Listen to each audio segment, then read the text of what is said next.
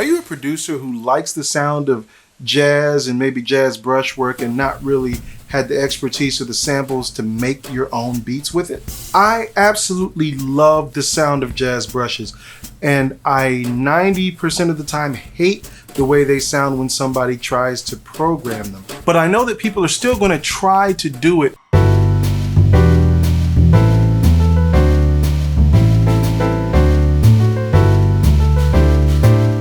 The least I can do is try to teach you how to make them sound as real as possible. Brushes can be such a dynamic element to any track that you produce that I want to show you how to be able to use it beyond just going and getting a sample or using horrific samples in the default sound banks of whatever DAW that you're using. I'm a Reason user and have been since 2003, but I'm going to show you a technique that you can use in whatever DAW that you're using to make more realistic sounding brushwork. And drummers, don't get too mad at me if you are a proficient player at jazz brushes. I'm not going to give away all the secrets, and I can't in just one video.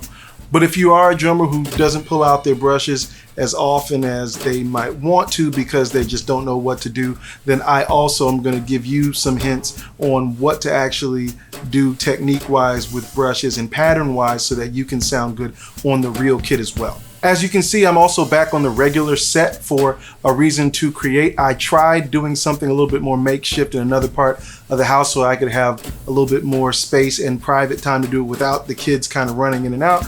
But I just went back to the old formula of waiting until they're asleep and trying to tough it out late at night. So without further ado, let's go ahead, go right to the screen and dive in. When I'm playing a basic jazz brush groove on a real drum set, there's a couple things that really make it difficult to replicate. If you're not hip to brushes at all, just a quick overview. What brushes are is an alternative to drumsticks that drummers use to get a different texture. So this is a typical swing groove played with brushes at 100 BPM.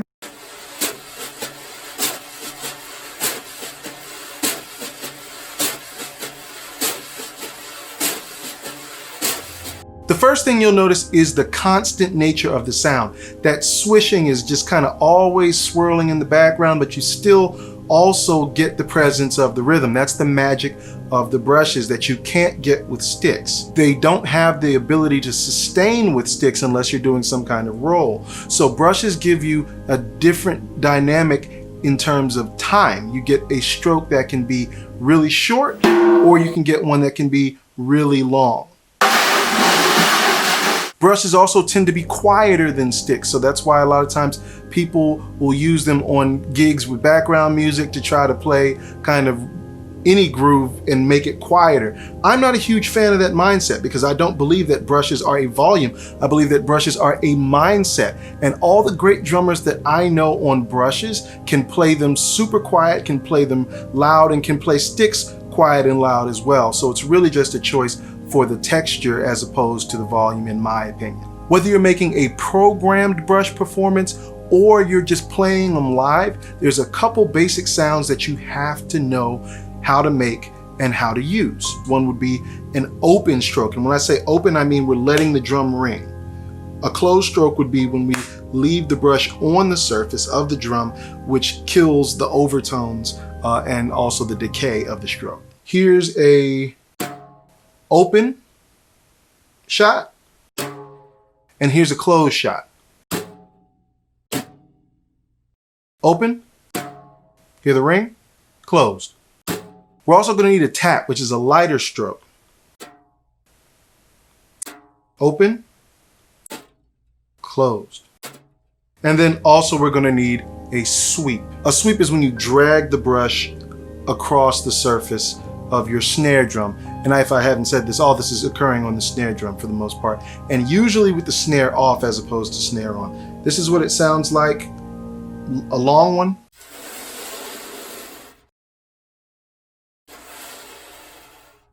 And here's a short one. The thing about the sweep is that it has to kind of match the tempo. This is one of the things that's really different about programming brushes versus programming any other type of percussive instrument, is that that sweep itself actually is supposed to be in time if you're playing traditionally. So you have to actually be thinking about not only when the brush hits the surface, but how it sounds all the way through and when it comes up. There's a couple other strokes which are unique to the brushes, which I want to go over really quickly. One would be a trill. And you're going to get that trill sound by just kind of wiggling the brush across the surface of the drum.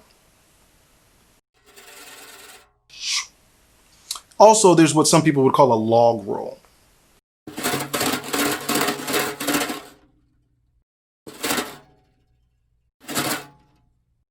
That's when you just take the brush, even though it's still open and fanned out, you just roll it from the handle part, and then the brushes kind of slap the drum as it flips over. There's also flams. Open, close. And a flam is just a two-handed stroke with a accented stroke on one side and just a grace note on the other. The most important thing to remember about flams is that they're supposed to replace a single stroke. So I can go single stroke, flam, flam. They're supposed to take the same space, but the flam is just a kind of decorative stroke that makes that single stroke sound bigger. There's a ton of rudiments that you can do on a drum set with sticks or with brushes. I'm not going to go into all of them. The basics that you need are going to be singles, doubles, flams, and you can make pretty much everything else out of those if you know how to use them properly. If you're a Reason user, you can pull up a Reason drum kits like so, and you have Nashville brushes, which has an assortment of brush sounds on the cymbals and the snare drum tom, etc., etc. Groove-oriented brushes are much simpler than jazz brushes, which is what I want to teach you how to do today. So this is what a basic groove might sound like. Let's just pull up a groove. Here's a couple things that I probably do to that regular preset Nashville brushes just to make it sound a little bit more jazzy. I like the L26 open, and I raise the pitch and max out the decay on it so that I get a little bit more natural sounding long decay like a jazz bass drum. Sounds like this. I also lowered the pitch on the hi-hat a little bit, and maybe a couple other little tweaks, but this is all really to taste. Just listen to records. If you listen to the records, then you'll know what to do. Drummers that are playing a physical drum set, notice how loud the hi-hat is. That will not be the case in real life. I just kind of rose it up so you could hear it closing a little better. I wouldn't really play the hi-hat with the brushes anyway, so just kind of play both hands on the snare and you get a lot more flexibility. So if I put that same hi-hat pattern on the snare drum, now I have this instead.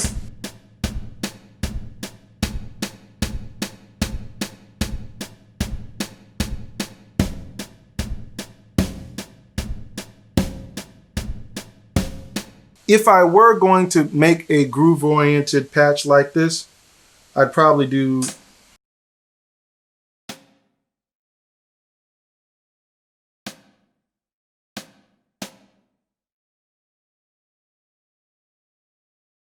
always make sure for your final groove that you're going to randomize a little bit, because it sounds wooden if everything is the same. So I'm going to take maybe as much as like 25%, just randomize everything, and I'm going to drop the scale down so that I have a little bit of room left to mess with dynamics later if I want to.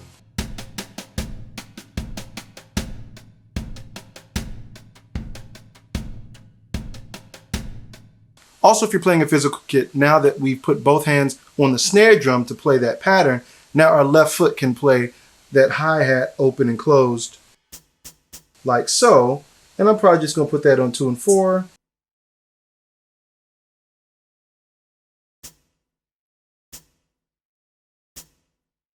I'm just going to drag this out and make a quick little subtle change to it, add a crash on the front. Notice that the cymbal also is struck with a brush, which is a nice realistic touch that the Reason drum kits added in there. And if you haven't seen my full tutorial on how to program realistic sounding drums with Reason drum kits, then check that out, because that'll show you how to take the final steps to make these sound a little bit more realistic.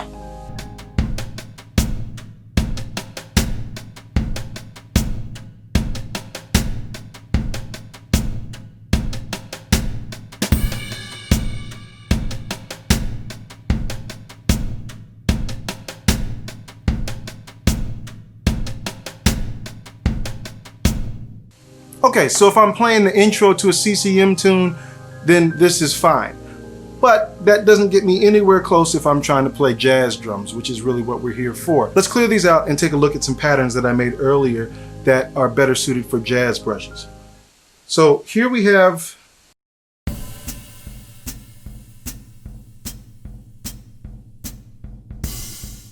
all right, so we have straight 4 on the floor, we have the hi-hat closing on 2 and 4, and that's it right now. If I were to add to that a basic swing pattern, here we go.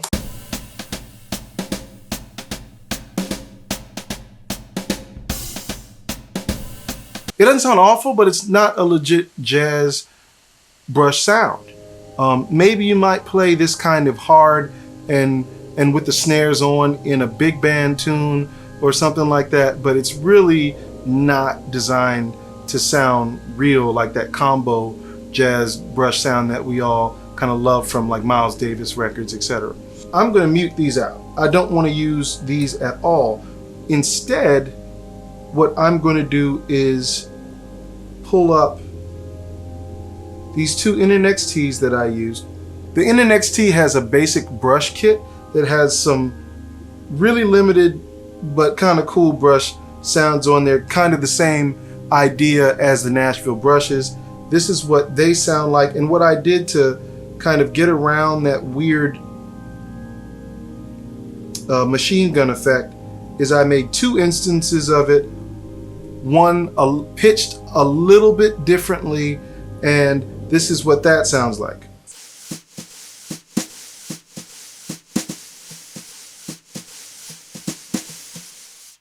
And here's what it sounds like with the kick drum and the hi-hat added.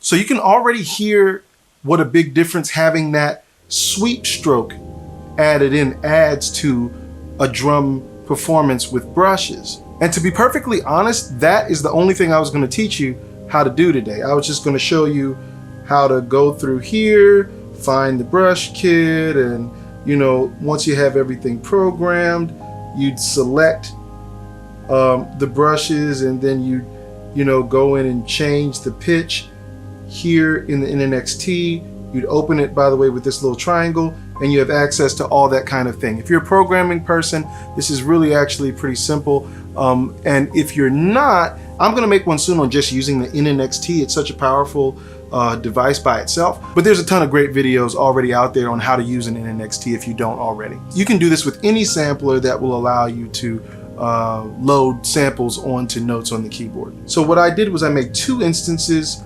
I made this copy down here pitched slightly lower. And you see under just 1 semitone down. And because it's 2 instances of the NNXT, I don't have to worry about that weird machine gun doubling thing if I hit the sample twice in a row. And I just split the pattern up over both devices. Once again, this is it by itself.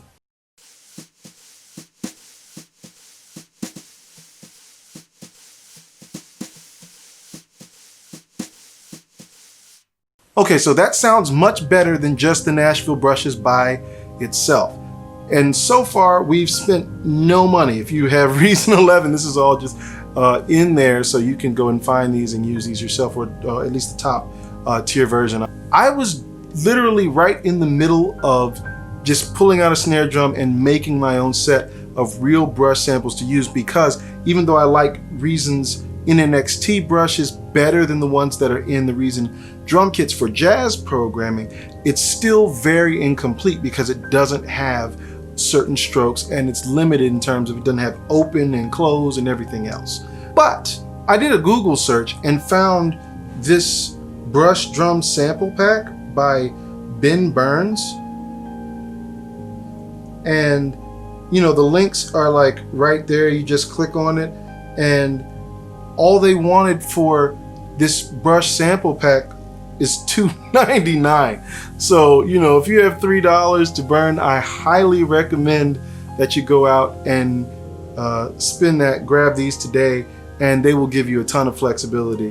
When I was going over all the different sounds that the brushes can make, I was using those samples earlier on. So you already know what they sound like, and they sound great. It's the best $3 I've ever spent.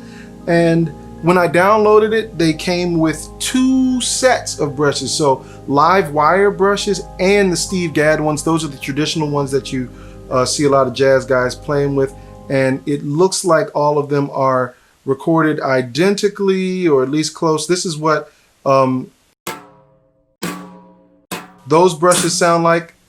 They're a little stiffer, a little brighter, and I typically like those Steve Gadds better. But anyway, what I did was make a little NXT kit with the Steve Gadd brushes, and this is what those sound like. And because there's so many samples, I don't have to make 2 instances. I was able to kind of just multi-layer and use alternates so that it wouldn't duplicate the sounds back to back. This is what that sounds like, and I added a couple little variations in here just to kind of make it sound a little bit more realistic.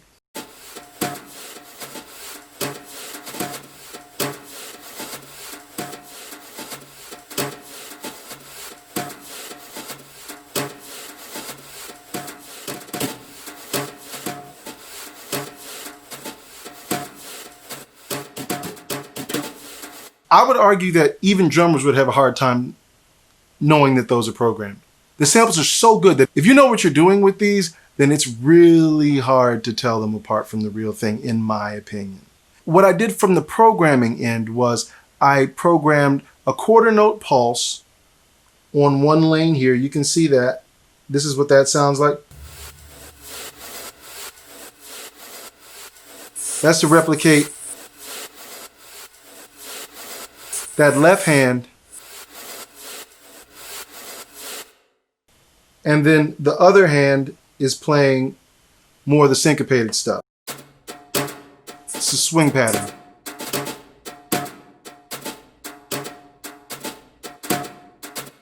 There's a couple decorations in there that are just kind of like 8th note triplets and 16th note triplet based. Check out my other video on you can program real jazz drums, I believe, or something like that. Anyway, the link will be kind of popping up on one of these sides, and I'll have it down in the link as well. But you know, there's some basic fundamentals about programming jazz drums and playing jazz drums in general that apply to both brushes and sticks. So I'm just using some of that stuff here. I would be remiss if I didn't say, listen to the music. Please don't try to go out here and program a jazz track if you don't ever listen to jazz. Do everybody that really loves that music a favor and give it the respect of checking it out and learning about it before you go and try to just hack at making a fake version of it. I'm gonna put that bass drum and that hi-hat back in so you can hear what these Steve Gadd brushes sound like, and notice that there is no snare in it, which is also, like I said, more traditional sounding. But what these sound like with the whole kit.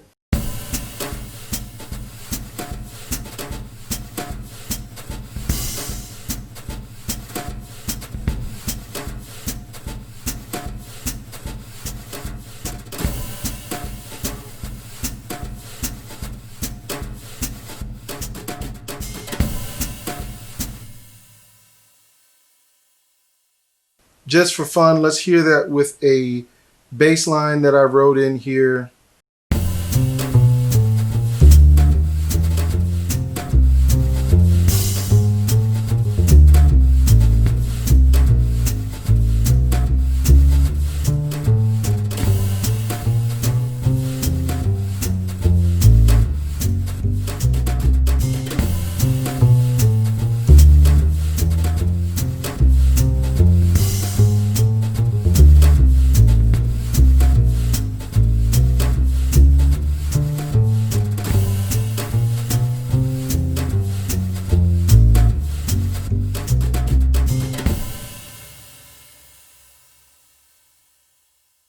Why would you go through all this trouble, right? The main thing is that if you use a sample, then you don't have any control over it. The EQ, how loud the bass drum or the hi-hat is or the cymbals are in relation to anything else, right? So that's kind of out if you're really like a creative producer. You also don't have the flexibility with most samples to actually have things sound real. So what this allows you to do is have the realistic sound of a real brush performance, well recorded, but still be able to change anything you want, from the tempo to the length of a hit or fills or anything that you want. You can just throw right in. So this is the same loop at, let's go to 115.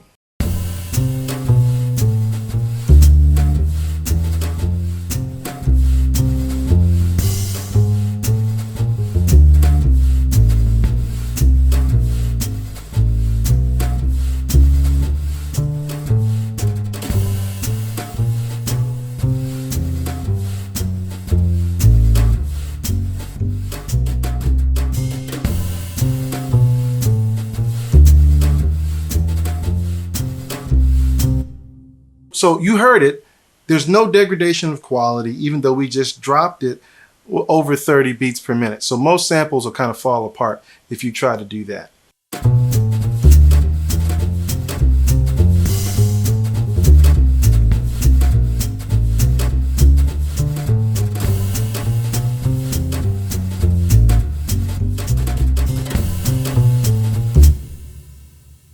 Even though there is no limit on the quality of the samples in terms of changing the tempo, there are things that are just physically very difficult to do on a drum set, and so you might not hear a real jazz drummer do. So just try to keep that in mind, because brushes can be very difficult to play fast. So just listen to the records to see what kind of things are physically possible and actually happen in these recordings, so that you won't play something that is just like impossible to play on the drum set. Whether you're a drummer or not, I definitely recommend you check out Clayton Cameron's video about the history of the brushes, which will give you not only a full demonstration of all the different sounds of the brushes, but also just an amazing performance by a master brush player. Also, check out the masters of brush playing from Papa Joe Jones and Elvin Jones, who had a very different approach to brush playing, as well as more modern players like Brian Blade and Chris Dave, who also have a